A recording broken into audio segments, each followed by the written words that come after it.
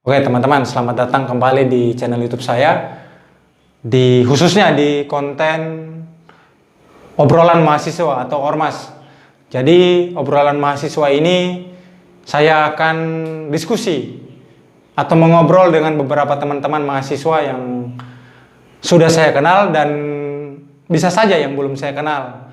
Mengobrol tentang segala hal yang pokoknya bisa menghibur kalian dan bisa memberikan manfaat bagi kalian. Nah, kalau di edisi sebelumnya saya bersama Anin membahas tentang posisi atau berdaulatnya perempuan, baik itu PSK dengan peran istri. Nah, malam hari ini saya akan ngobrol-ngobrol dengan salah satu teman saya, teman yang bisa dibilang teman dekat, tapi teman yang belum pernah bertemu. Artinya saya dengan dia ini sering banget gitu loh komunikasi, sering banget sharing-sharing, tapi sampai sekarang belum pernah ketemu.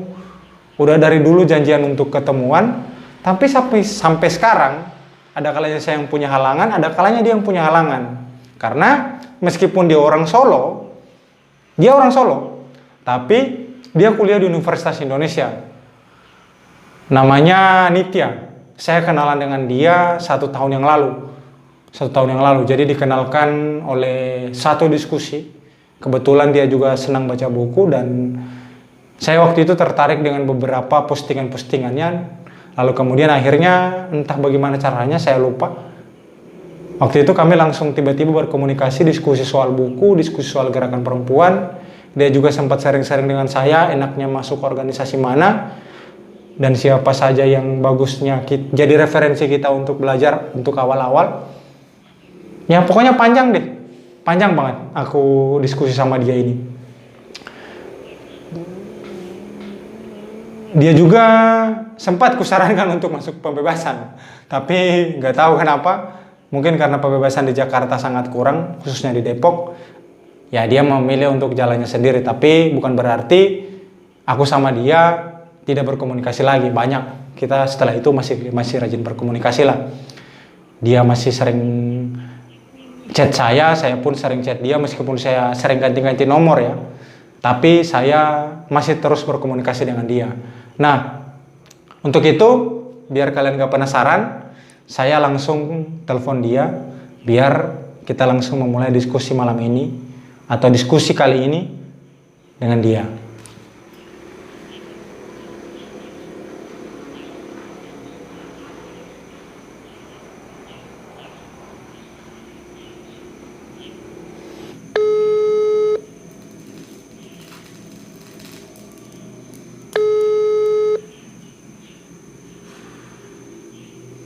Oke, saat ini saya sedang mencoba untuk menghubungi narasumber kita atau teman ngobrol saya malam hari ini.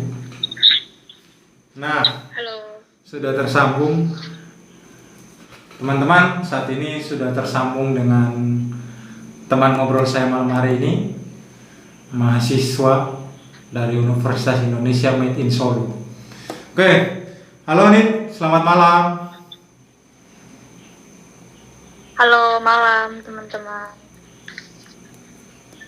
Nih agak ke tengah biar teman-teman bisa lihat jelas nih. Agak ke tengah dong. Nah. Nit mungkin bisa menyapa dulu teman-teman yang ada di luar nih. Halo teman-teman semua, kenalin nama aku Nitya, mahasiswa Universitas Indonesia angkatan 2019. Angkatan 2019 ya? Ya, baru masuk. Oh, iya. Oke, jadi teman-teman aku sebenarnya kenalan dengan Nitya seperti yang aku katakan tadi 1 tahun yang lalu, tapi sampai sekarang wacana untuk ketemuan gak pernah terjadi. Oke Nit, sekarang sibuk apa nih? Kalau selama pandemi ini ya paling sibuk kuliah sih sama beberapa organisasi. Ya sih itu doang. Tapi sekarang kan kuliah online ya? Iya, kuliah online. Efektif nggak? Kalau menurutku sih sama sekali nggak efektif ya. Nggak efektif ya? Karena kenapa?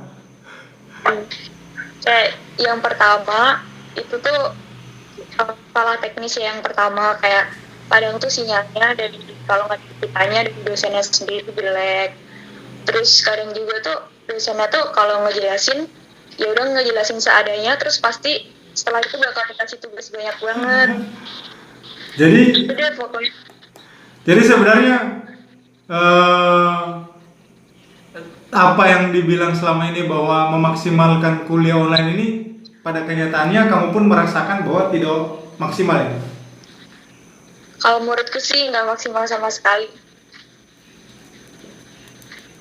Kendala yang paling utama apa nih? Kalau aku sih materinya susah masuk sih, kayak beda aja rasanya, kayak misal kita kuliah secara online sama offline. Kalau offline tuh kita bisa interaksi secara langsung gitu ya. Terus kalau online itu tuh kayak kesannya tuh kita cuma belajar satu arah gitu, walaupun kadang pakai Zoom gitu. Cuma kayak beda aja lah rasanya. Terus juga sinyal sih sama kuota, itu kayak ngurus kuota banyak banget. Bahkan temen aku pun banyak yang bilang kalau mereka beli kuota tuh 3 kali lipat dari biasanya gitu sih. Oh ya ya. Nah, kalau itu kan soal kuliah ya. Nah, ini kan kamu kebetulan baru sekitar 1 tahun ya kuliah. Gimana pengalaman selama Iya. kuliah nih? Mengasihkan kah atau bagaimana kuliah ini? Ya, lumayan mengasihkan sih, kayak terutama mas organisasi itu seru banget sih, parah. Kayak yang bikin seru kuliah itu di organisasi menurut aku. Kayak kita bisa kenal sama banyak orang, kita bisa main kemana-mana, dapat banyak pengalaman, gitu sih. Dari tadi kamu sebut-sebut organisasi nih, kayaknya memang sedang jatuh cinta dengan organisasi. Emang gimana sih pendapatmu tentang organisasi mahasiswa? Eh, tergantung sih, maksudnya kayak organisasi mahasiswa yang mana dulu, karena aku kan juga ikut beberapa nih. Mau yang mana dulu nih? Apa? Kan aku juga ikut beberapa organisasi. Nah, menurut aku kayak tiap organisasi itu beda-beda. Nah, Mas Is mau nanya yang mana nih organisasi? Yang kamu ikutin sekarang bagaimana pendapatmu tentang organisasi kamu sekarang? Hitung-hitung promo lah buat kawan-kawan UI ini kesaksian langsung. Kenapa? Sorry banget tadi putus-putus. Ini kan ya tentang organisasimu aja sih, organisasimu sekarang. Siapa tahu kawan-kawan UI di sana penasaran juga. Karena dari tadi kamu bahas organisasi, emang gimana sih organisasi yang kamu ikutin sekarang? Kalau menurut aku ya, kalau dari, kan aku kebetulan juga ikut BEM ya. Kalau dari BEM sendiri, setelah pandemi ini emang gerakan kita tuh agak terhambat. Karena pertama kita nggak bisa aksi, yang kedua kita nggak bisa konsolidasi.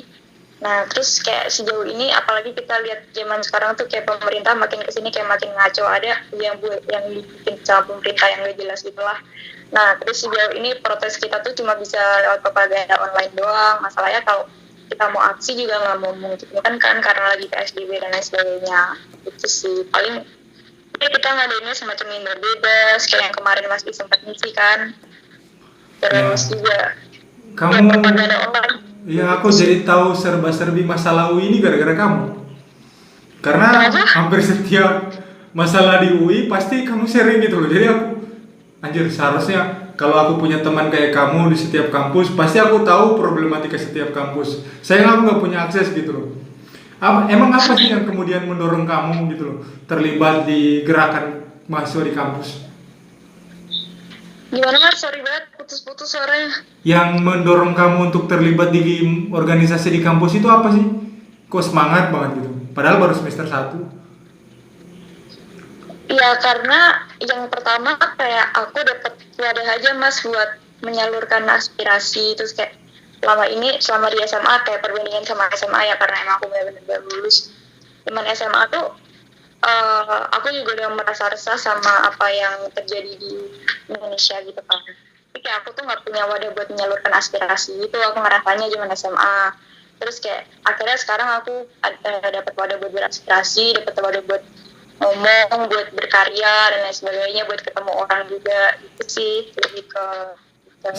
Selain BEM kamu ikut apa nih? Banyak sih. Enggak, yang satu aja. Semar UI ikut ya? Iya, Semarui kebetulan aku ikut. Ini sebagai mahasiswa baru ya, pengalaman kamu sebagai mahasiswa itu yang kamu temui di kampus itu apa sih? Kok sampai kamu terlibat? Apa sebenarnya permasalahan-permasalahan di kampus itu yang kamu lihat? Kalau permasalahan internal kampus sendiri ya, yang lagi kemarin sempat aku bawa sama teman-teman itu adalah masalah UKT yang sama subsidi kuota. Nah, kalau yang masalah subsidi kuota tuh sebenarnya kita tuh sempat bikin petisi kan. Itu juga udah lebih dari 1.000 orang yang menandatangani petisi. Jadi tuntutan kita itu tuh kita minta rektor UI untuk menerbitkan subsidi kuota buat anak-anak, karena sejauh ini yang kita lihat, kita juga udah survei, kita dibantu sama Adkesma juga kan, dari Departemen Adkesma BEM UI. Kalau misal masih banyak anak yang kesulitan masalah biaya kuota terkait PJJ ini. Kayak yang aku bilang tadi kan, kebanyakan teman-teman itu pada pandemi orang tuanya juga ada yang di PHK, terus jadi dia kesusahan buat dapat uang, terus belum lagi ditambah PJJ dia harus beli kuota gitu kan. Nah, akhirnya kayak kemarin tuh kita sempat nulis itu. Nah, tapi alasan dari rektor pun juga kayak rektor waktu itu kita sudah petanggakan kan dari rektor UI sendiri.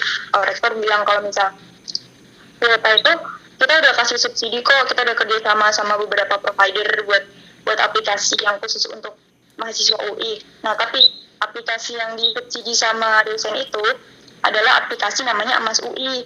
Nah, Emas UI itu semacam aplikasi yang fungsinya untuk cuma buat mengupload tugas doang. Tapi kalau masalah kayak pelajaran online bla bla bla gitu tuh kita masih pakai Zoom, kita pakai Google Meet. Terus kayak sama aja buat apa gitu. Sebenarnya kan kalau Mas sendiri pun aku juga lihatnya itu nggak banyak nyedot kuota gitu. Yang banyak tuh semacam Zoom, YouTube gitu sih. Oh ya, berarti memang hampir sama ya dengan di beberapa daerah. Permasalahan mereka adalah permasalahan UKT. Nah, UKT sendiri, bagaimana tanggapanmu dengan UKT? UKT ini kan sebenarnya subsidi silang ya, subsidi silang. Lalu kemudian dengan membayar uang UKT ini, uang kuliah tunggal ini, artinya ada beberapa kita sistemnya cicil gitu loh, yang kita bayar. Nah, perspektifmu sendiri atau pandanganmu sendiri soal UKT ini kan banyak gitu, teman-teman bahkan ramai tagar di Twitter soal kembalikan minimal 50%. Soal UKT terus gratiskan UKT yang semester ganjil ini.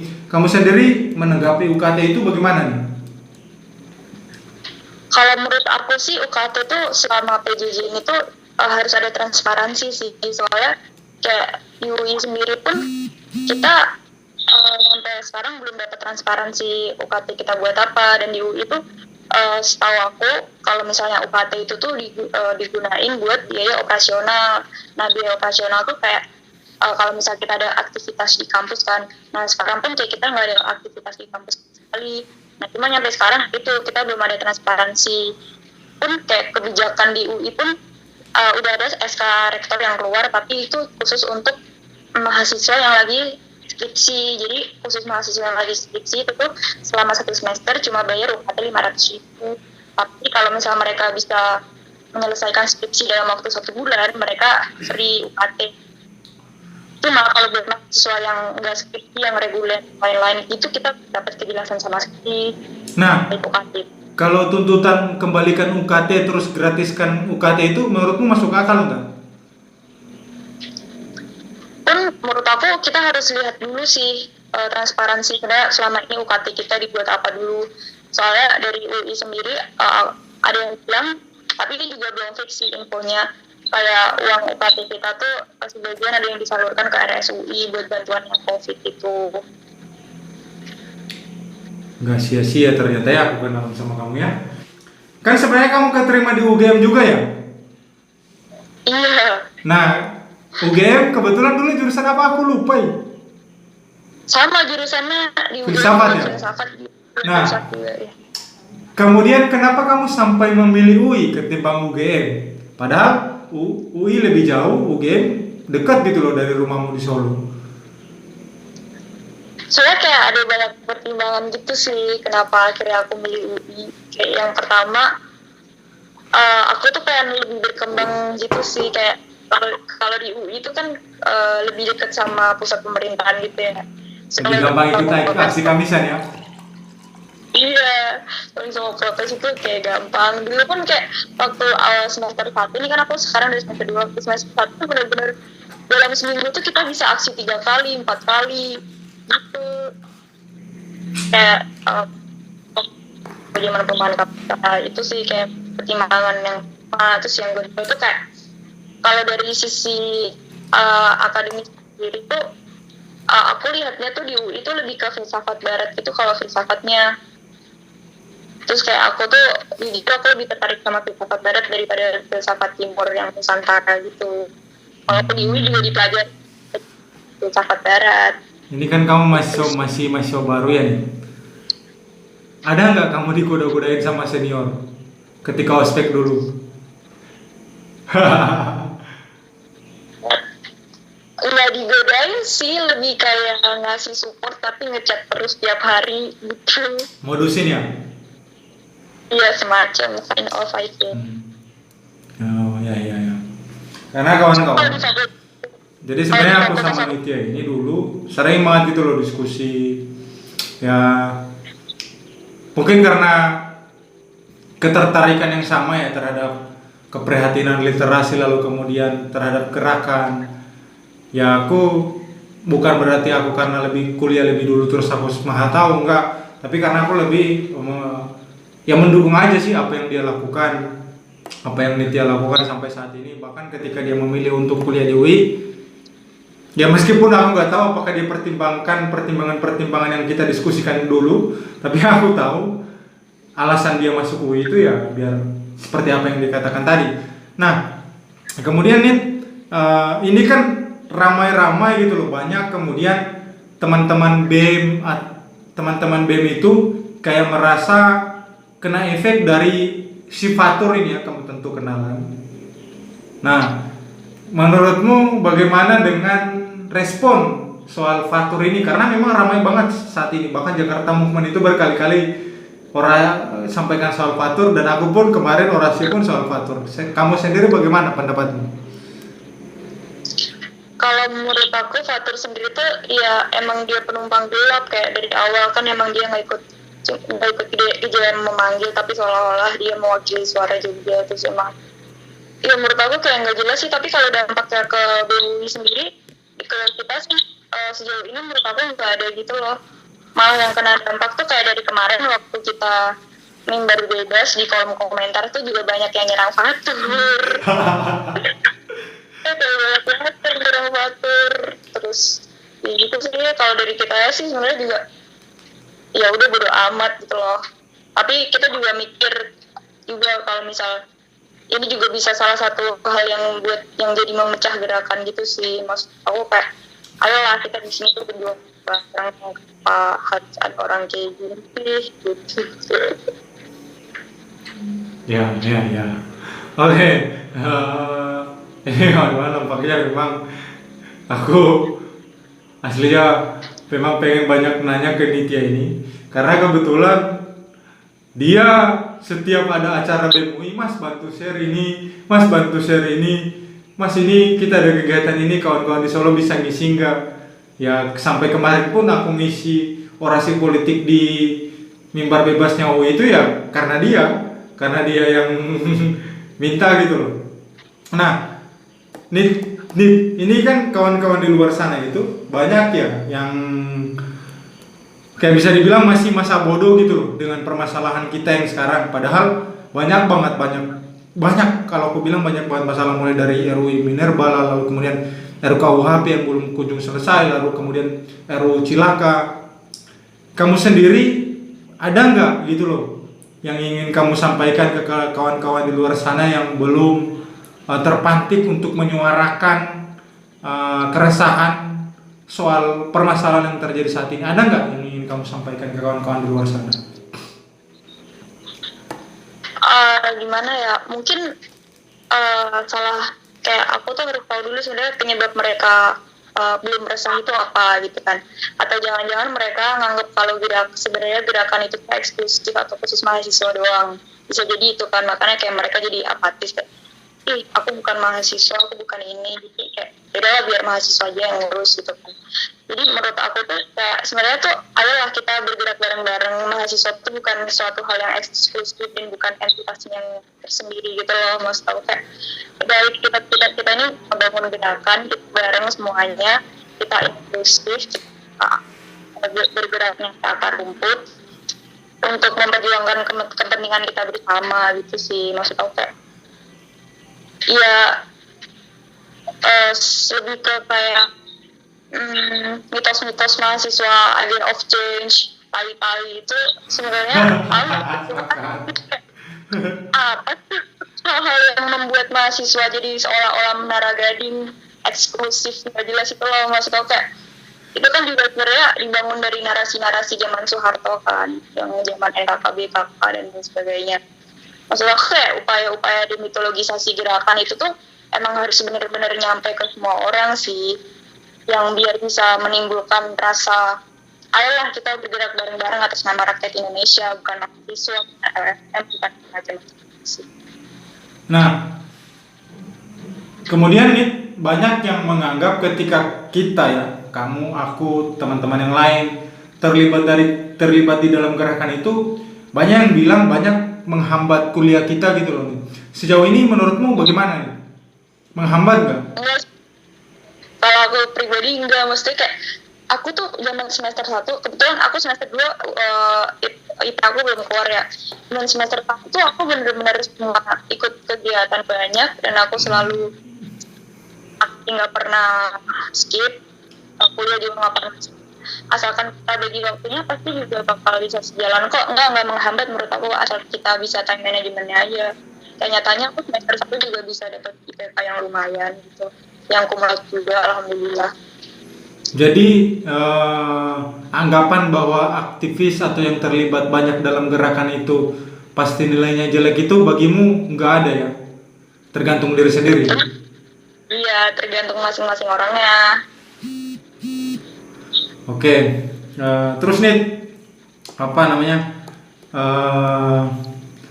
Kan aku kemarin gitu loh dengar banyak, kemudian kamu bahkan share ke aku soal tuntutan RUU PKS soal perempuan pas di Marsina itu, kan kamu sempat kirim ke aku soal refleksi kalian.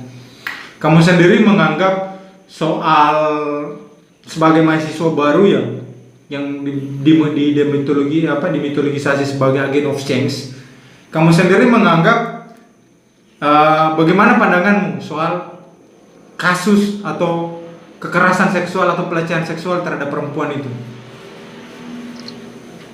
Menurut aku emang kasus kekerasan seksual terhadap perempuan doang, kekerasan seksual bener itu benar-benar kejahatan yang immoral banget sih, dan itu tuh hilangin. Masalahnya kayak sebenarnya banyak orang yang belum, kalau aku lihat ya sejauh ini banyak orang yang belum teredukasi tentang masalah isu gender, tentang pendidikan gender. Pendidikan gender tuh sejauh ini aku lihatnya tuh kayak masih belum mainstream gitu loh, masih terkesan terlalu eksklusif gitu sih. Kayak apalagi kayak di Indonesia sendiri tuh kita tuh kebanyakan tuh menormalisasi hal-hal itu, kayak kita ambil contoh catcalling lah. Catcalling tuh kayak banyak banget orang yang menganggap itu hal biasa, padahal kan sebenarnya itu juga masuk ke dalam pelecehan seksual. Itu sih. Kamu sendiri pernah nggak di catcalling sama seniormu? Kenapa? Di catcalling sama seniormu pernah nggak? Kenapa di catcalling sama? Seniormu pernah nggak? Kalau sama senior sih alhamdulillah nggak pernah ya, tapi cuma kalau jalan di sekitar kampus itu pernah. Cuma aku nggak tahu itu senior atau siapa. Oh iya. Oke, terus Nit, kemarin kan banyak banget gitu loh gelombang protes reformasi di korupsi ya, dan kebetulan kamu juga terlibat di sana. Kita juga sempat sharing-sharing soal itu dan sempat tukar pendapat lah, pandangan kita soal itu. Tapi kawan-kawan di luar sana kan nggak tahu soal diskusi kita. Nah, kamu sendiri melihat apa gitu kekurangan dari aksi kemarin sampai akhirnya sebagai mahasiswa baru ya, sebagai orang yang baru bisa dibilang terlibat banget, baru-baru banget. Apa gitu loh yang menjadi kekurangan kita kemarin itu sehingga kita belum memenangkan apa-apa? Mungkin ya aku lihatnya tuh karena terlalu banyak hal yang kita tuntut, jadinya kita fokusnya ke belah-belah gitu sih. Kayak kan juga muncul lagi omnibus law, terus muncul lagi UPRT, terus kayak muncul Minerba juga yang udah disahin. Terus kayak kesannya tuh fokus kita jadi kepecah belah kemana-mana. Gara-gara itu mungkin dari gerakan sendiri juga nggak fokus gitu aku lihatnya. Oh ya, oke. Nah, mungkin kamu ada nggak gitu apa gitu yang pengen kamu sampaikan ke kawan-kawan mahasiswa di sana, entah mahasiswa lama atau mahasiswa baru gitu? Apa ya? Ini salah satu yang bikin aku sedang diskusi sama kamu itu karena berani loh. Sekarang berani lah. Kenapa? Hah? Apa? Apa ya yang mau diucapin ke mahasiswa? Ya itu sih balik lagi ke poin aku yang tadi demitologisasi gerakan tadi, kayak kita tuh sebenarnya tuh bukan, kalau di masalah gerakan ya, kita tuh bukan suatu entitas yang sendiri, kita tuh sebenarnya bagian dari rakyat juga. Ayolah kita berjuang bareng-bareng, jangan merasa eksklusif. Itu sih. Kalau mahasiswa baru jangan mau dibodohin senior lah. Jangan mau. Oke, karena kamu sudah sebut ya Nita. Kebetulan kamu kemarin beli kaos kita juga soal itu. Menurutmu Ya, aku mau cerita. sekat-sekat ya, maksudnya artinya eksklusivitas mahasiswa itu sudah sejauh mana tanggapanmu?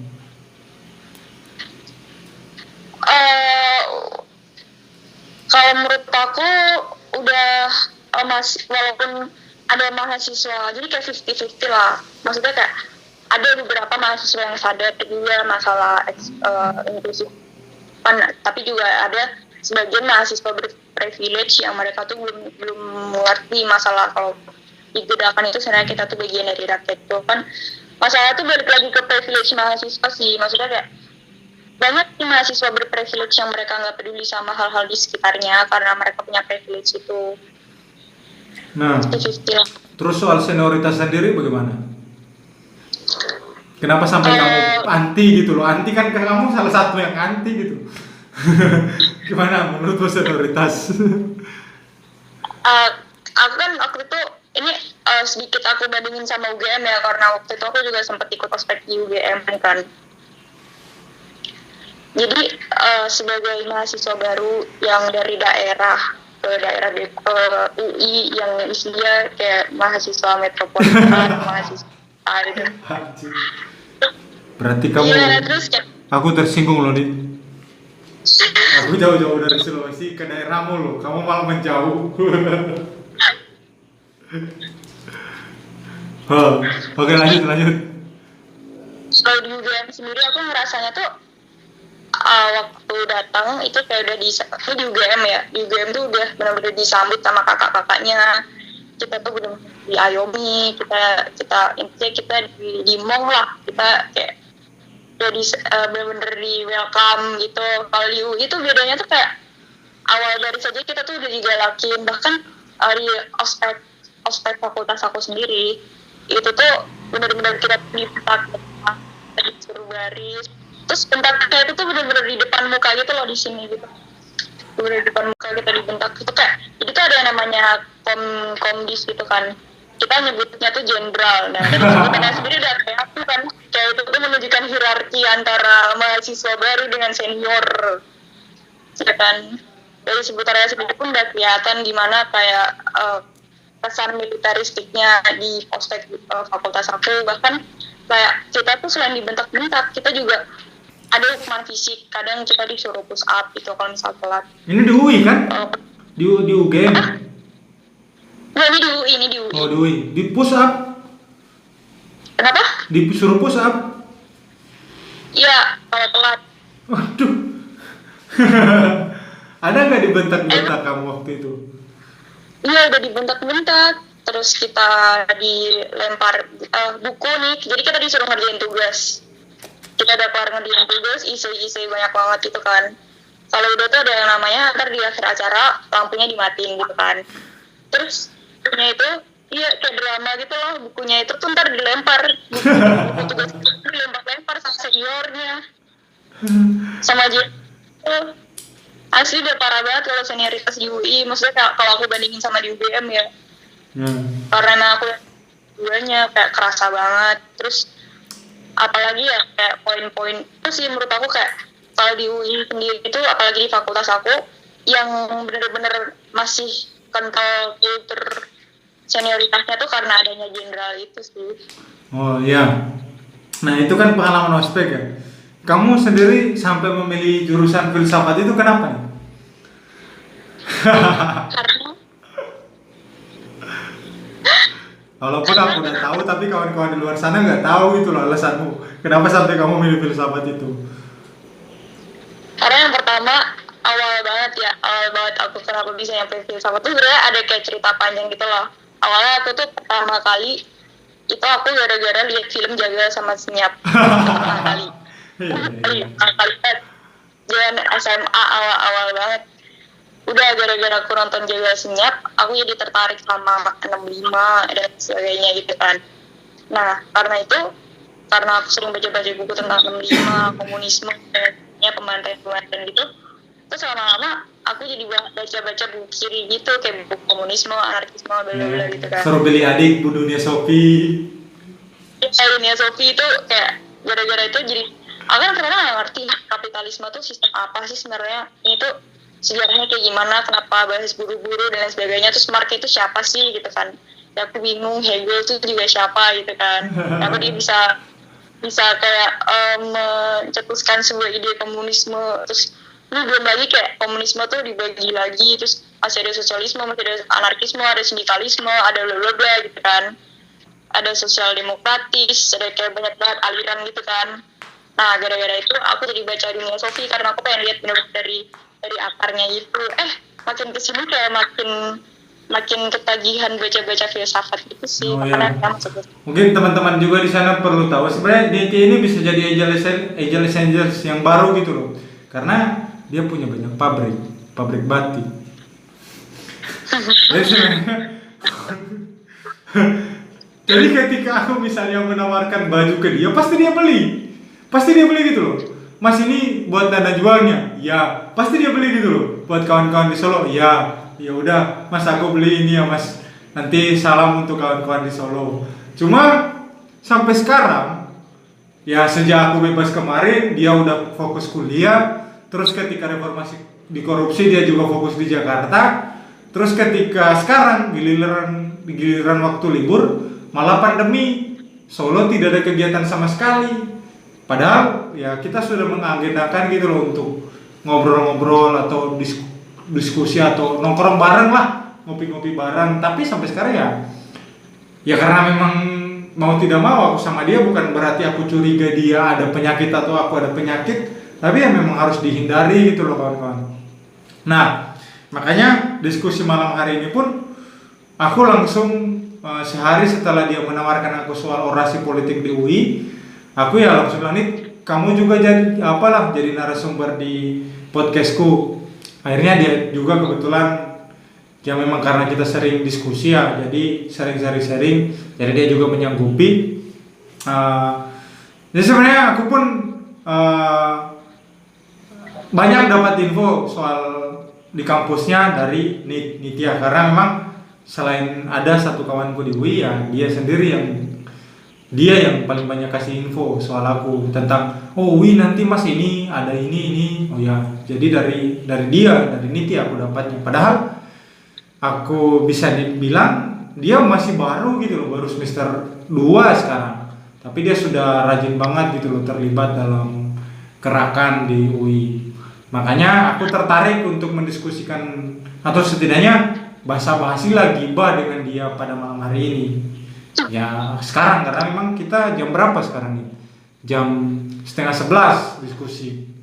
Nah, nih mungkin kamu sebelum kita akhiri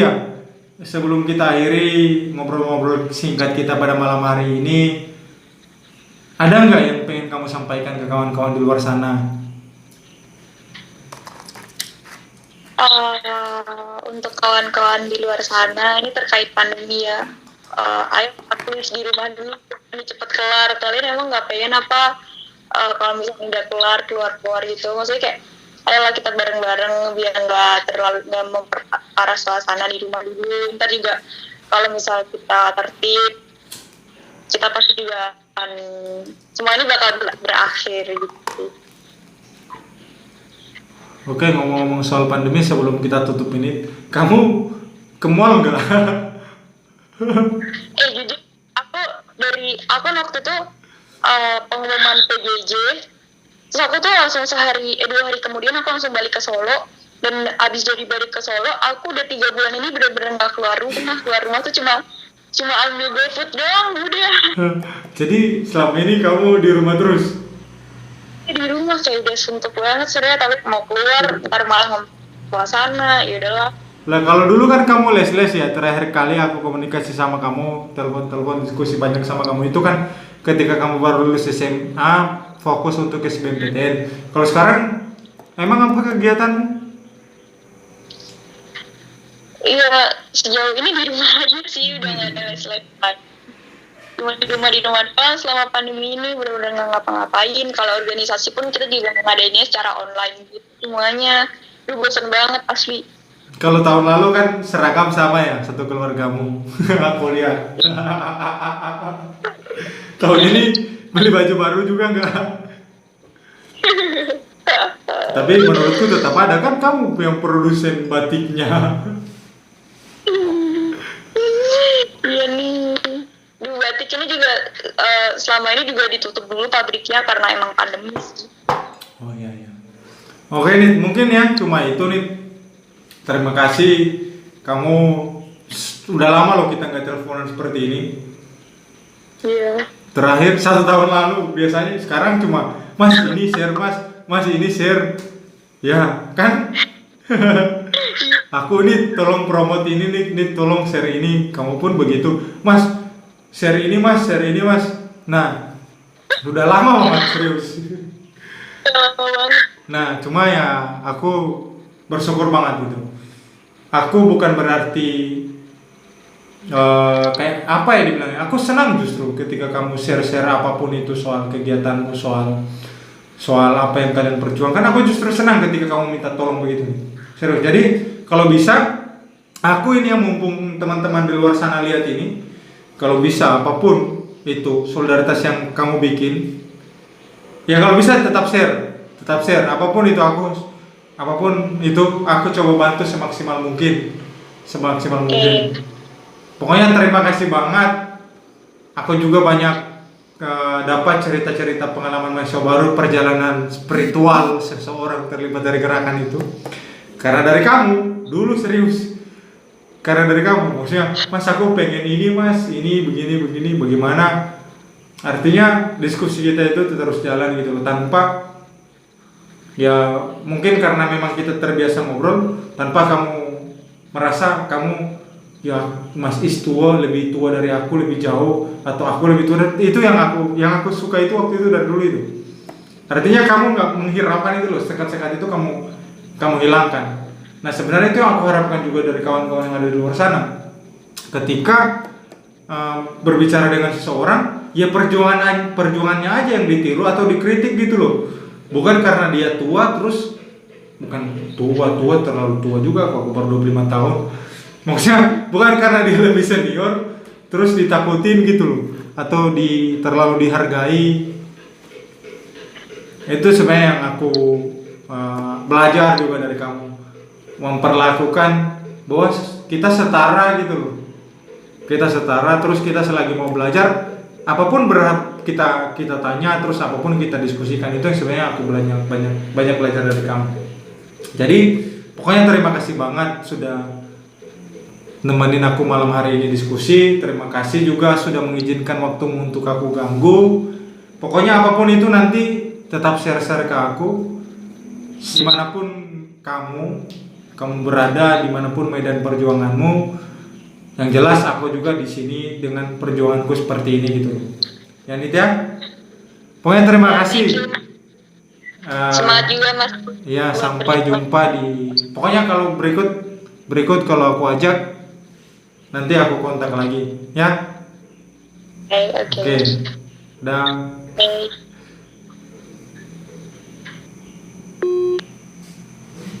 oke kawan-kawan, itu tadi diskusi aku sama Nitya di obrolan mahasiswa atau ormas. Semoga kalian yang ada di luar sana bisa mengambil manfaatnya, dan sampai jumpa di ormas-ormas selanjutnya.